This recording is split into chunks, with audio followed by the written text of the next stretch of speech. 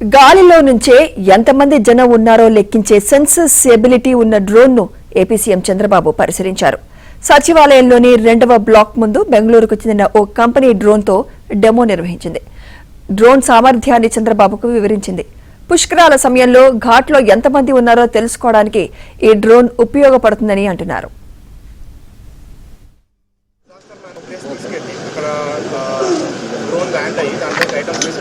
और मन अगर वाटर लैंड अवడం సిచువేషన్ లేదంటే కనుక పైనుంచి ఆటోమేటిక్గా డ్రాప్ చేయాలి పారాషూట్ ద్వారా और వేస్ట్ మెకానిజం ద్వారా కింద పెట్టి ఇది కాక ఫిల్లర్ యాంటీ రోల్